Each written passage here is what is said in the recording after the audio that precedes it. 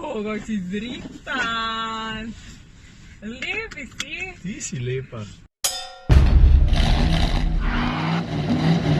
Doran, veš, par dni nazaj sem se dogovoril s Citroenom, da bom za kakšen dan, dva vzel v svojo oskrbo Citroena C3 Aircross. No in pa sem to tudi naredil, vse skupaj se je pa zapeljalo na tako dosti nepričakovano smer. Ni bil klasičen test, niso bile sladko kisle, ampak, no ja, se boš videl.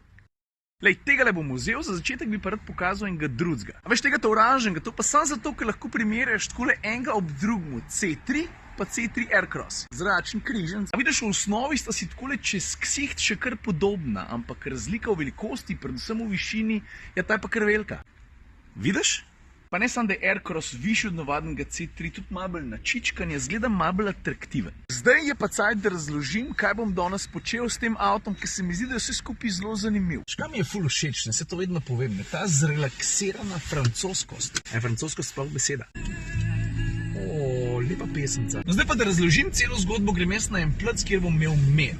Ok, stvar številka 1, doma sem pozabil sončne špegle. Tako da večino videa gleda takole, prav. Ok, dajmo začeti. A veš, takole, ko avtomobilska znamka na trg porine avto, to pa obvezno pomeni tudi, da morajo nekaj vložiti v promocijo. Zdaj, ko imam oči pa ušesa, sem opazil, da je to Citroen vse skupaj zapeljal precej spretno. Mislim, posrečen. A veš, zanimiv avto so povezali z zanimivimi ljudmi, jim zraven dodal še izziv, pa ne samo to. Precej na pogosto se je pojavil hashtag Aircross izziv. A je bil C3 Aircross izziv? I can't remember. No in pol je folk opravljal te izzive, zraven je nastajala vsebina in ki je bil izziv končan, si moral nominirati naslednjega. Še posebej posrečen se mi je zdaj, ko so Tina pa fantje naredili na tako parodijo na Komotar minuto, sem se režil kot pečen maček.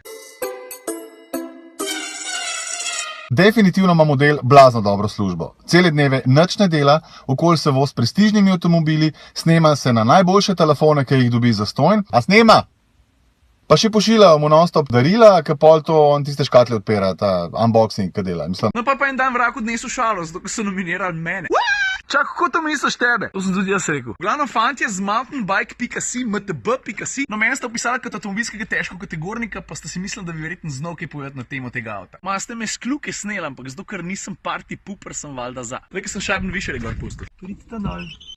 Zdaj pa, če nimaš kar proti, sem jaz kar sam zadal en izziv. Se sploh ne vem, kako naj to razložim. Zdaj lahko izkoristim to šanso, ko imam avto, da ga opišem na tak zelo klasičen način. Citroen C3 Aircross je klasični križanec B-SUV segmenta. Boring! Da ne mi reči, da to ni malo dolgčasno, predvsem pa avto ne paše. Lahko pa rečem, da je funky, pester, posrečen, francoski in a good way. Kaj ne pa francoski in a bad way? Qu'est-ce qui se passe, madame, asseyez-vous, s'il vous plaît. Let me make you some omelette au fromage and let me grab your air. A veš, sluzal francoz, ki bi te rad.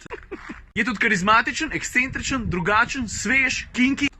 No, ampak veš, vse te besede mi že dobro poznamo. Zdaj, v osnovi je pa ta avto igriv, po koncu tudi malo družinsko usmerjen. No, in ko priješ do besede družinski, vse skupaj takoj povežeš z otroci, a ni tako? Otroci pa veš, kakšni so, ne? Vsake toliko časa, ki je treba kaj opisati, pa kaj razložiti, ne, si kakšne besede kar zmislijo. Tako iz nule. Maš ta radi! Pa ne bo to moj izziv. Zmisli si 10 besed, ki so čim bolj neumne, pa hkrati samo razložljive, ko pišejo ta avto. Veš, ta avto recimo lahko dvobarvnovski, pa razmeroma dosti oddaljeno otalovski. Drugače pa tudi kar dosti inteligenčen, po tem primeru zelo malo šalt-heblovski. Če dalje bolj se bi zdelo to slaba ideja, ker so besede za en kur. Pa šibek lobčevski je tudi. In grede, koliko je tole stari? 15?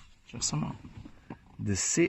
13. Pa glede na to, da je razmeroma kompakten, se mi zdi presenetljivo living roomovski. Ok, z to besedo bi pa še sam sebi šamrda. Zaradi tega gumba je tudi pogojno terensko prilagodljivičen. A veš, Citroen ga je kljub temu, da imaš sam spreden pogon lahko, ne, opremo s takimi razmeroma terenskimi voznimi programi. Le zdaj to. Prvi program je normal, pa imaš snow mode, mud mode, pa sand mode. Zdaj, če sem čisto iskren, ne, v Saharo ga glih ne pelem. Pa te lezici že zgledajo dobro. Zdaj se par ur s tem avtom vozim, tako da se mi zdijo ful komfortalni.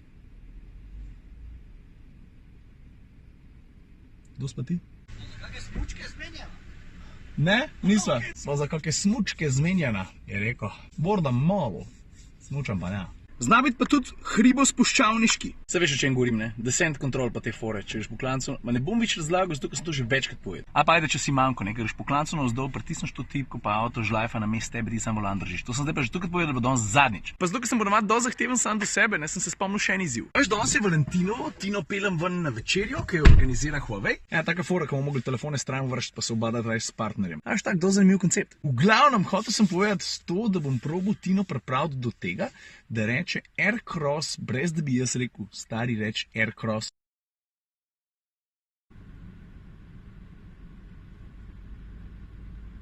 Ej, koliko časa ti lahko gledaš, brez da utripneš? To je zdaj vprašanje, grejo tekmovati, jaz ne moram reči, lahko, vaš čas, paše. Od njega mama je... kaj snimaš? Ja? Kako si drihtan. Lepi si. Ti si lepa, zdrav. Boš moj Valentin. Ej, kaj je angleška beseda za zrak? Kaj? Kaj pa za križ? Cross? Cross, ja. Kaj pa če to dvoje združiš? Red cross? Kaj to?